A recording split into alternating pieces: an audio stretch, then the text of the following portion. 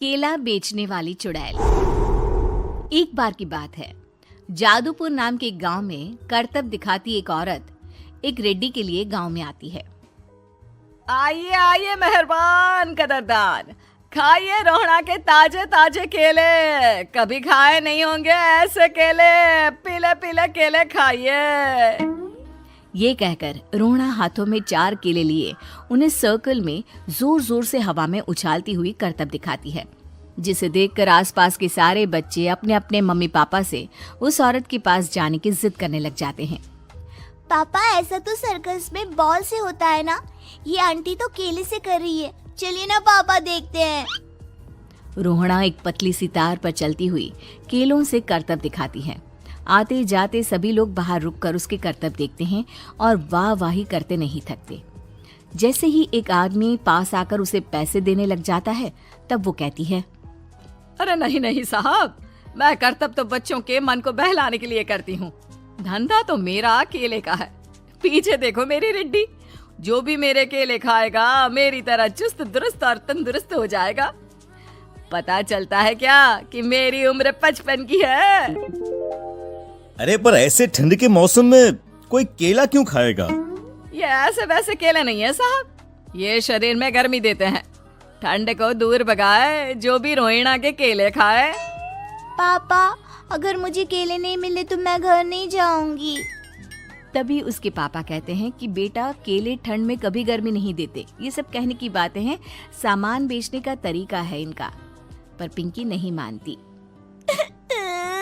मैं केले खाऊंगी। पिंकी की जिद के आगे नत्थू हार जाता है और उसे केले खरीद कर दे देता है। पिंकी खुश होकर केले घर ले आकर खाती है। अब मैं भी करतब करूंगी, कितना मजा आएगा। जादुई केले। पिंकी पहला केला खत्म भी नहीं करती कि वो बेहोश हो जाती है। दूसरे केले से एक काला धुआं आता है और रोहड़ा चुड़ैल बनकर बाहर निकल आती है।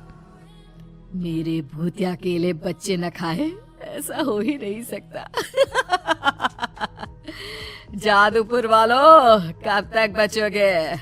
आ गई हूँ मैं रोहड़ा, जिसका कोई नहीं कर सकता सामना।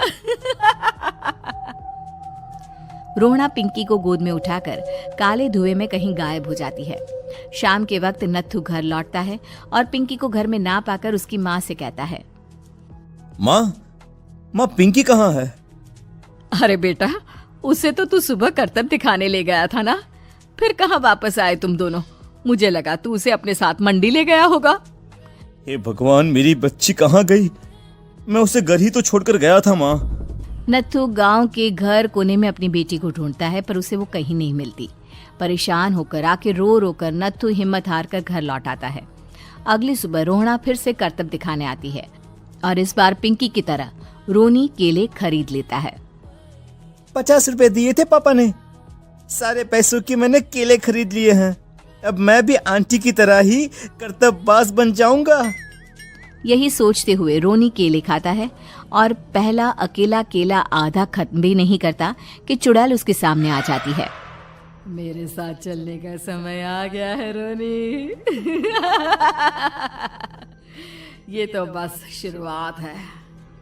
अब इस गांव के सारे बच्चे धीरे धीरे मेरे कब्जे में होंगे, एक बच्चा भी नहीं बचेगा। ये कहकर रोना रोनी को गोद में लेकर काले धुएं में अदृश्य हो जाती है। इसके बाद हर रोज गांव में से कोई ना कोई बच्चा गायब होता, पर ऐसा क्यों हो रहा है किसी को भी समझ में नहीं आ पा रहा था। रोज की तरह अपनी बेटी पिंकी की तलाश में नत्थू गांव के एक तालाब के पास बैठा रो रहा था। कहाँ गई मेरी पिंकी? शकुंतला के जाने के बाद एक वही तो मेरा सहारा थी। अरे उसकी आत्मा कोस रही होगी मुझे कि मैं अपनी बच्ची को संभाल भी नहीं पाया। नत्थू ये कहता हुआ रो ही रहा था कि तभी तालाब में से उसे शकुंतला की आवाज सुनाई देती है। कहाँ थी तुम शकुंतला?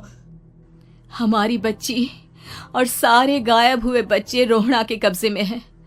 वो बच्चों को जो केले देती है उससे बच्चे बेहोश हो जाते हैं और उसके कब्जे में आ जाते हैं और वो उन्हें ले जाकर काली दुनिया में ले जाती है।